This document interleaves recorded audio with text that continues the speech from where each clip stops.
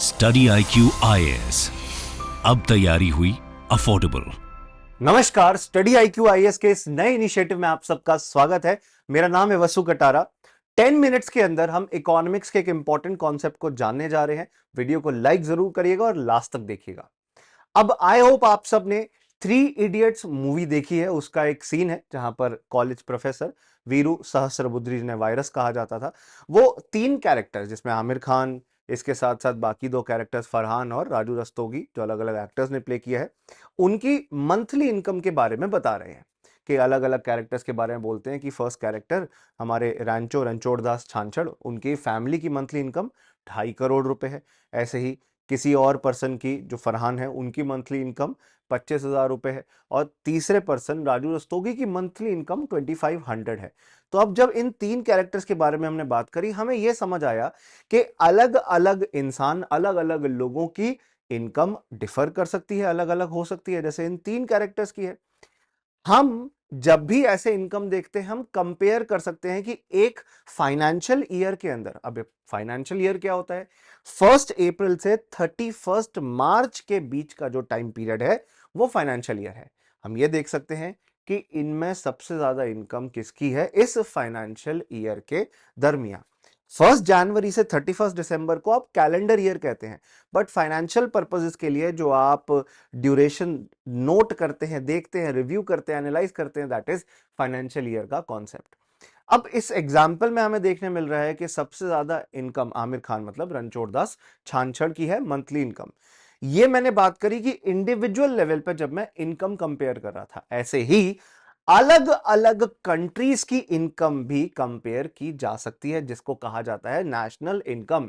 National income एक concept है जिसके तहत अलग अलग मेथड्स का यूज करके आप कंट्रीज की नेशनल इनकम निकालते हैं और उन्हें आपस में कंपेयर करते हैं। सिर्फ दूसरे देशों के साथ नहीं, एक कंट्री खुद से भी कंपेयर कर सकता है। अब जैसे इंडिया है, इंडिया की नेशनल इनकम को आप अलग अलग तरीके से एक्सप्रेस कर सकते हो, जीडीपी के टर्म्स में, जीएनपी के टर्म्स में, एनडीपी के टर्म्स में और एनएनपी के टर्म्स में। जैसे किसी का वजन, किसी का वेट, आप किलोग्राम, ग्राम के अंदर, आउंस के अंदर, पाउंड के अंदर अलग अलग ऐसे यूनिट्स में एक्सप्रेस कर सकते हो। ऐसे ही नेशनल इनकम को भी आप अलग अलग यूनिट्स में एक्सप्रेस कर सकते हो। अब आखिरकार इनकी फुल फॉर्म क्या है?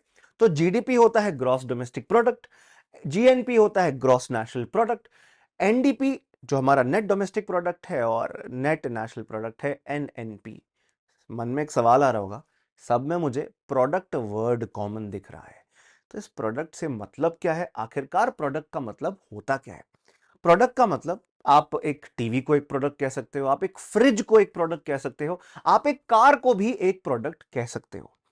अब एग्जाम्पल जब हम प्रोडक्ट का ले रहे हैं, प्रोडक्ट अलग अलग कंपनीज के द्वारा प्रोड्यूस किया जाता है, चाहे सैमसंग हो, चाहे एलजी हो, चाहे hyundai हो, अलग अलग ऑर्गेनाइजेशंस इन्हें बनाती हैं और बनाकर क्या करती हैं? बेचती हैं, बेचकर पैसे कमाती हैं।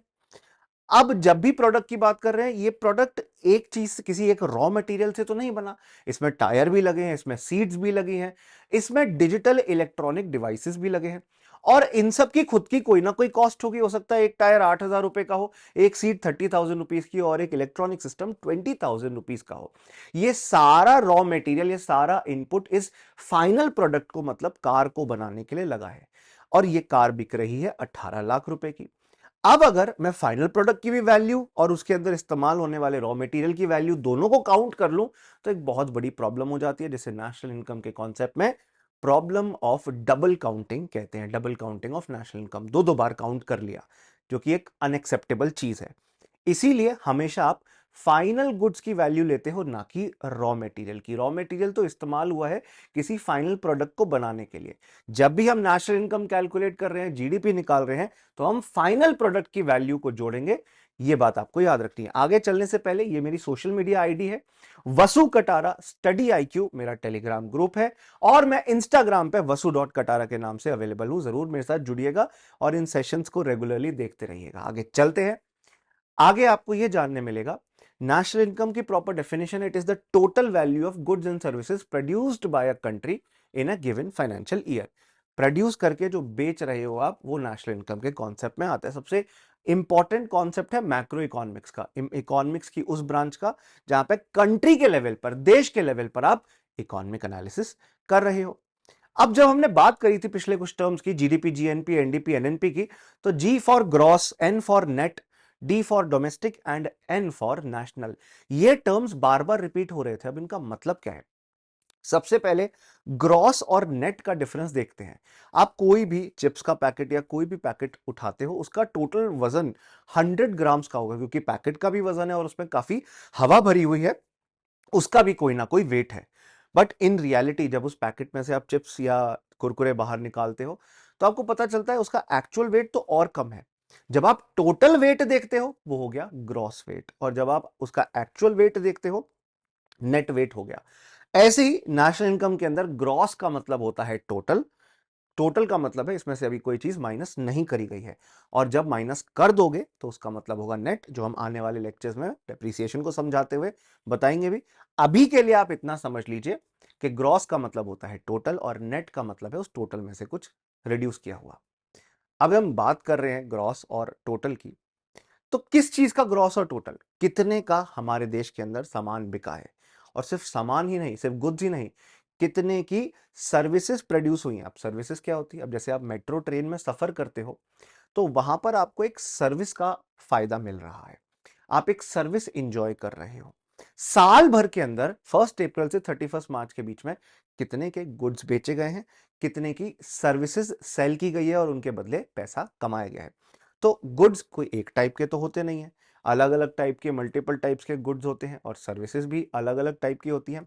when we take the total or sigma, no, not this sigma, sigma means total, total का मतलब है कि जिसमें सब कुछ ऐड कर देते हैं, सारी गुड्स जो प्रोड्यूस हुए हैं हमारी इकोनॉमी में, सारी सर्विसेज जो प्रोड्यूस हुई है हमारी इकोनॉमी में, और फाइनल प्रोडक्ट, कभी भी रॉ मटेरियल की वैल्यू नहीं, फाइनल प्रोडक्ट की वैल्यू देखेंगे, तो उससे हमें पता चलेगा कि total final goods and services कितनी प्रोड्यूस की गई है फाइनेंशियल ईयर में। That will be used in computing the GDP. तो टोटल आपको प्रोडक्शन देखना है, इसलिए प्रोडक्ट टर्म यूज किया गया था।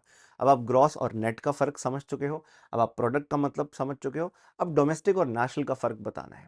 डोमेस्टिक मतलब हमारी सरजमीन, इंडिया की टेरिटरी, ये जो आप देख रहे हैं यहाँ इंडिया की टेरिटरी है। इंडिया की टेरिटरी में वो टेरिटरी जो इंडियन स्टेट्स और यूनियन टेरिटरी में आती है वो तो होगी ही होगी। इसके अलावा इंडिया के बाहर दूसरे देशों में वो एरिया जहां पर इंडिया के डिफेंस एस्टैब्लिशमेंट्स है, मतलब हमने कोई आर्मी, नेवी, एयरफोर्स का लैंड ले रखा है, हमारी एम्बेसीज जो इंडिया के बाहर है, वो सब इंडियन टेरिटरी में आएंगी। अब जब आप इंडियन टेरिटरी, डोमेस्टिक टेरिटरी समझ चुके हैं, ये आपका इस्तेमाल किया जाता है जीडीपी को एस्टिमेट करने के लिए, काउंट करने के लिए। कैसे?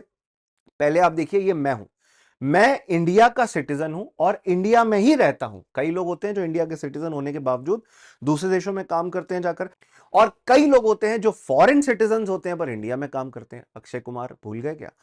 तो इसीलिए इंडियन सिटीजन मतलब जिसके पास इंडिया का पासपोर्ट है, जिसके पास इंडिया की नागरिकता है, और इंडियन रेसिडेंट मतलब जो इंडिया में रह रहा है। एग्जैक्ट डेफिनेशन अगर मैं बताऊं, पिछले 1 साल में इंडिया में रहकर इंडिया में इकोनॉमिक एक्टिविटीज कैरी आउट की गई है, तो उसे इंडिया का रेसिडेंट कहेंगे, इंडिया में रहने वाले व्यक्ति। सिटीजन जिसके पास भारत की नागरिकता है, रेसिडेंट जो भले ही इंडिया का सिटीजन ना हो बट इंडिया में रह रहा हो। अब मैं तो इंडिया का सिटीजन हूं, इंडिया में रह रहा हूं पिछले 1 साल नहीं, कई सालों से। मेरे द्वारा जो भी पैसा कमाया गया, इकोनॉमिक एक्टिविटी करी गई, गुड्स बेचे गए, सर्विस बेचे गए और पैसा कमाया गया, वो इंडिया की जीडीपी में शामिल होगा। दूसरा केस, आप एक बड़े फेमस क्रिकेटर को देख रहे होंगे, वर्ल्ड कप में भी बड़े फेमस है ये, इनका नाम है डेविड वार्नर, ऑस्ट्रेलिया की टीम से खेलते हैं, पर ये इंडिया में आईपीएल भी खेलने आते हैं, और बड़े फेमस क्रिकेटर हैं जो इंडिया में काफी समय बिताते हैं। अब ऐसा ही कोई फॉरेन क्रिकेटर जो इंडिया में पिछले 1 साल रहा है, इंडियन टेरिटरी में रहा है, इंडिया के अंदर रहा है, वो फॉरेन सिटीजन इंडिया के अंदर रेसिडेंट रहा है, नागरिक वो इंडिया के नहीं है वो ऑस्ट्रेलिया के, पासपोर्ट उनका ऑस्ट्रेलिया का है, बाकी सारे डॉक्यूमेंट्स ऑस्ट्रेलिया के हैं, बट वो इंडिया में लास्ट 1 ईयर में रहे हैं। ऐसे फॉरेन सिटीजन जो इंडिया की सरजमी पर, टेरिटरी पर पैसा कमाते हैं, उनकी इनकम भी इंडिया की नेशनल इनकम में, जीडीपी में शामिल होती है जब हम जीडीपी कैलकुलेट करते हैं। नाउ द थर्ड केस जो आपको देखने मिलेगा, कोई इंडियन है, दिल्ली का है, वो चला गया श्रीलंका के अंदर। हम अपने एग्जाम्पल में इनका नाम लेते हैं राज चले गए श्रीलंका के अंदर, वहां पैसे कमा रहे हैं, भले ही वो अपने दिल्ली में बैठे हुए परिवार को पैसे भेज रहे हो, बट वो पैसा इंडिया की टेरिटरी पे नहीं, इंडिया की डोमेस्टिक टेरिटरी पे नहीं, हमारी सरजमी पे नहीं कमाया, श्रीलंका की सरजमी पे कमाया है, और भले ही वो इंडिया वापस भेजा गया हो, वो इंडिया की जीडीपी में नहीं काउंट होगा।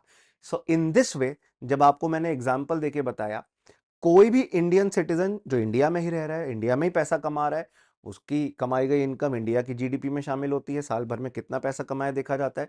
कोई भी फॉरेन सिटीजन इंडिया में रह रहा है, इंडिया में कमा रहा है, चाहे भले ही वो पैसा बाहर भेज देता हो, वो इंडिया के नेशनल इनकम का पार्ट आपको देखने मिलता है। और कोई इंडियन रेसिडेंट अगर बाहर गया, वहां पैसा कमाया, चाहे भले ही इंडिया में भेजा हो, that is not considered to be part of India's GDP और नेशनल इनकम, जो कि आप इस डायग्राम के माध्यम से भी देख सकते हैं। सिटीजन्स को हमने दो हिस्सों में बांट दिया ना, या तो इंडियन हो गए या तो फॉरेनर हो गए, मतलब या तो इंडिया का पासपोर्ट या तो किसी और देश का पासपोर्ट है।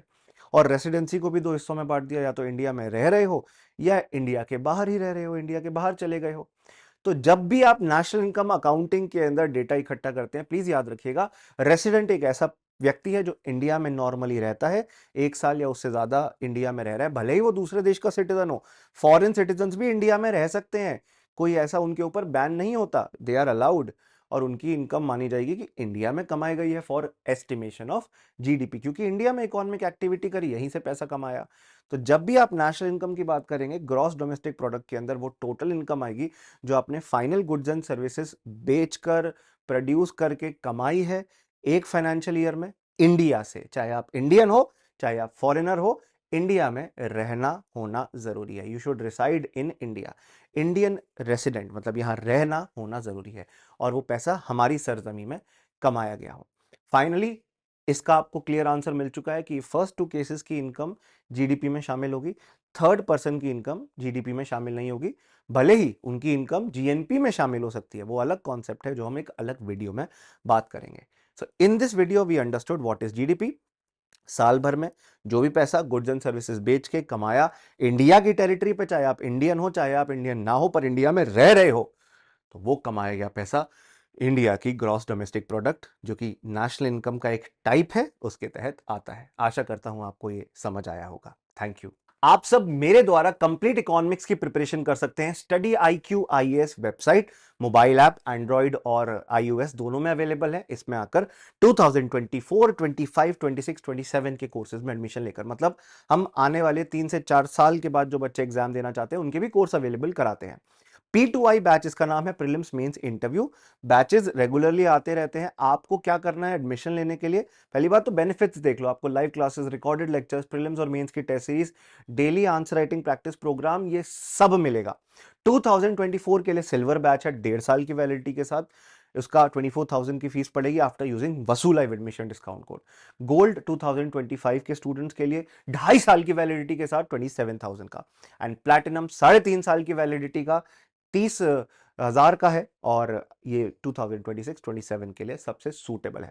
तो कंप्लीट प्रिपरेशन मैं इसमें इकोनॉमिक्स पढ़ाऊंगा आपको, day to day live classes, recorded lectures, answer writing practice programme, prelims and mains की टेस्ट सीरीज, CSAT का मॉड्यूल और करंट अफेयर्स का मॉड्यूल आपको प्रोवाइड करके, तो आपको कंप्लीट प्रिपरेशन यूपीएससी की यहां मिल जाएगी। पर याद रखिएगा, आपको बस वसू लाइव एडमिशन डिस्काउंट कोड लगाना होगा। स्टडी IQ के काउंसलर्स को भी बता दीजिएगा कि ये डिस्काउंट कोड लेना चाहते हैं मैक्सिमम डिस्काउंट के लिए। शुक्रिया। स्टडी IQ IAS, अब तैयारी हुई अफोर्डेबल।